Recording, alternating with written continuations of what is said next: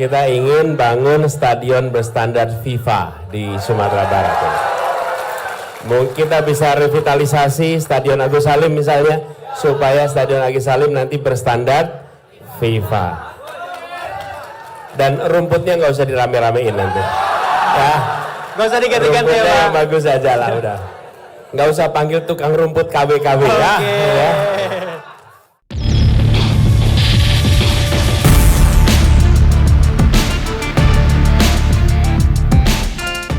Pak Anies, ini lanjut ke segmen pertama yang tadi. Ini ingin menanyakan kehadiran Pak Anies.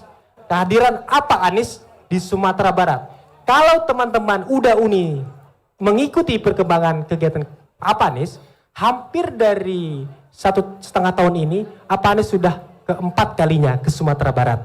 Dan Tanah Datar ini mungkin pertama kali, dan kami ingin menanyakan kenapa sih Pak Anies datang ke Sumatera Barat terus-terusan? Saya senang sekali setiap kali pulang ke Ranah Minang. Jadi gini, masa kecil saya menikmati membaca biografi. Dan biografi tokoh-tokoh yang saya baca, banyak sekali adalah tokoh-tokoh kelahiran dari Ranah Minang ini. Mereka pejuang-pejuang luar biasa.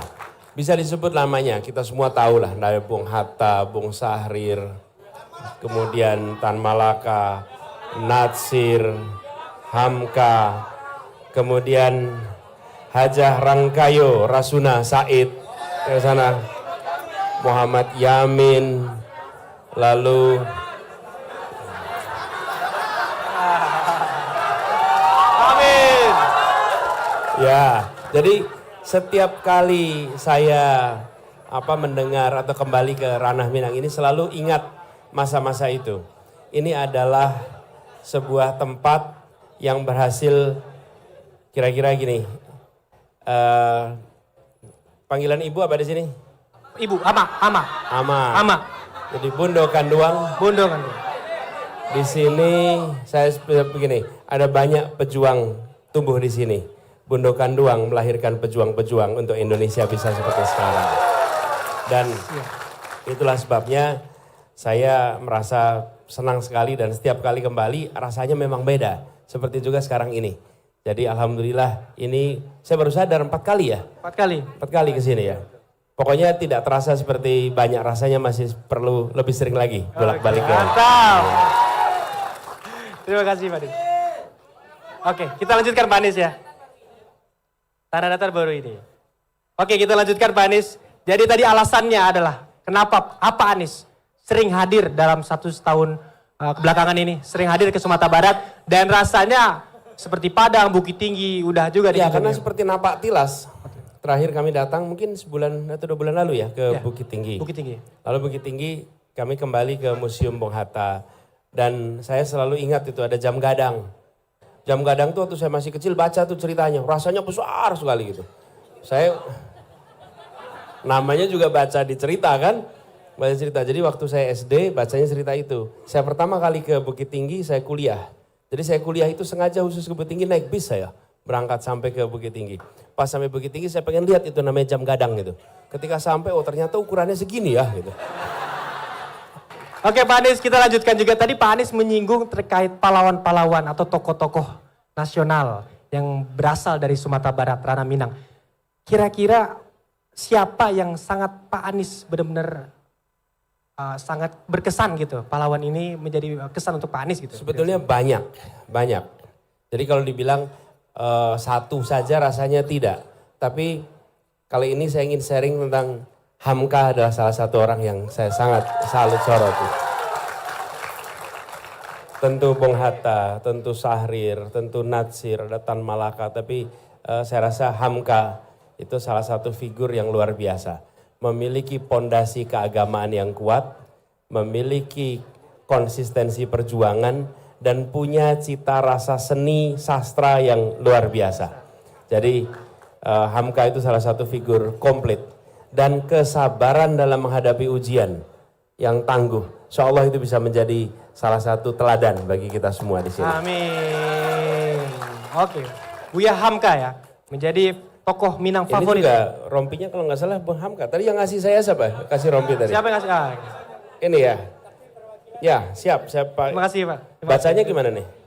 Orang berakal hidup untuk masyarakatnya, bukan buat dirinya sendiri. Buya Hamka.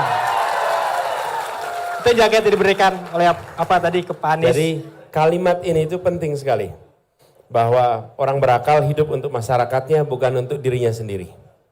Dan secara kebetulan kalau saya pribadi, orang tua kami ini bersahabat dekat dengan Hamka. Jadi ceritanya panjang lah, gitu kira-kira. Terima kasih Pak Anies, terima kasih. Dan ini melanjutkan atau mengakhiri segmen 1 terkait gimana Anies, yaitu adalah kontribusi apa atau apa sih sebenarnya yang akan dibuat apa Anies nantinya saat terpilih nantinya untuk Sumatera Barat.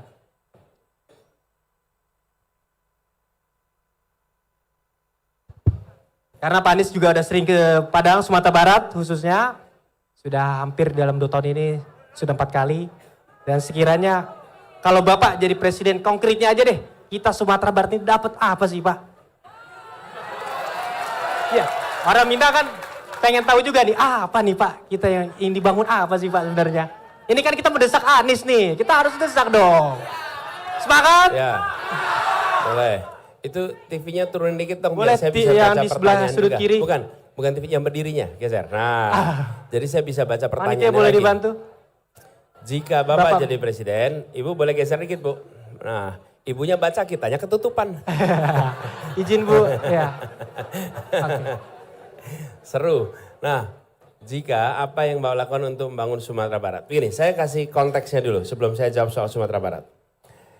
Kami menyiapkan visi misi untuk Indonesia bukan saja berbasis kepada bidang, tapi juga berbasis wilayah. Dan satu-satunya pasangan yang menyusun rencana dengan 2 dimensi itu. Satu bidang. Bidang itu artinya apa? Bidang ekonomi apa, pendidikan apa, kesehatan apa, kemudian untuk transportasi apa. Itu namanya bidang. Ada rencananya. Lalu yang kedua, wilayah. Untuk Sumatera apa, Jawa apa, Kalimantan apa, Sulawesi apa. Dengan prinsip tidak semua tempat memiliki kebutuhan yang sama. Tiap tempat beda-beda kebutuhannya.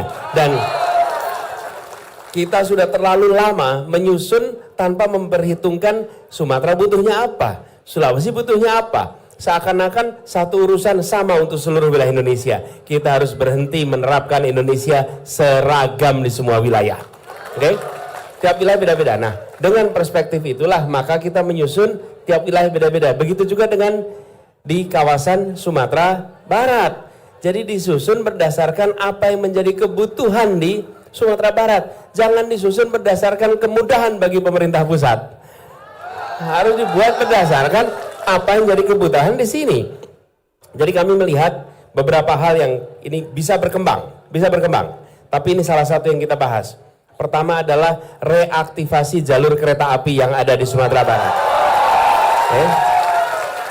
Sehingga karena ini salah satu wilayah dengan jaringan kereta api yang paling luas di Sumatera. Tapi kenapa mati? Padahal begitu ada kereta api, untuk transportasi bisa, untuk wisata bisa, betul tidak? Betul. Harganya murah, insya Allah akan menjadi lebih murah, lebih efisien, aman, nyaman. Jadi kami ingin hidupkan kembali, bahkan catatan kami ini Naras sampai Sungai Limpau, jalur ini sudah mati hampir sahabat. Insya Allah ini kita hidupkan kembali jalurnya. Sawalunto, Solo, lalu Sawalunto, Batu Tabal ya, Tabal dan seluruh jaringannya. Jadi insya Allah reaktivasi jalur kereta api. Dan ini akan menjadi unik karena jalur Sawalunto kalau tidak salah itu sudah masuk di dalam catatan UNESCO, betul ya? UNESCO. Jadi bayangkan betapa daya tariknya. Ranah Minang ini dahsyat, kekuatannya itu minimal 2. 1 culture, 2 nature. Dahsyat tuh. Begitu ada kereta api, nanti nature akan terlihat, culture jelas. Culture-nya lihat di mana? Begitu lihat orangnya, tahu ini adalah adab budaya yang luhur dan tinggi ya. Kemudian yang kedua adalah perbaikan jalan nasional. Jalan-jalan di sini saya dengar banyak yang rusak. Betul ya? Betul. Oke, itu jalan, perbaikan jalan supaya nanti warga mobilitasnya lebih nyaman. Dan yang tidak kalah penting, untuk kegiatan usaha bisa menjadi lebih baik. Bayangkan kalau punya peternakan telur jalannya rusak. Ayo tuh, habis telurnya di jalan tuh, betul nggak tuh? Iya, peternak telur tuh paling takut sama apa? Itu dia, jalan rusak, udah dia merawat ayamnya baik-baik, pecahnya di mana? Jalan. Kemudian insya Allah kita akan melakukan revitalisasi pasar Serikat Batu Sangkar. Oke, itu kita akan kerjakan. Dan kita insya Allah akan, bila dimungkinkan kita ingin kerjakan apa? Menjadikan Sumatera Barat salah satu tempat embarkasi haji untuk berangkat ke Indonesia. Lalu yang tidak kalah penting, kami ini di Jakarta udah bikin stadion. Kira-kira bermanfaat tidak kalau di sini ada stadion baru?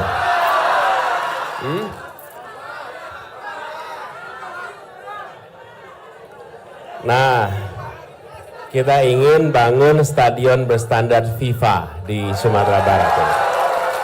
Mungkin kita bisa revitalisasi Stadion Agus Salim misalnya, supaya Stadion Agus Salim nanti berstandar FIFA.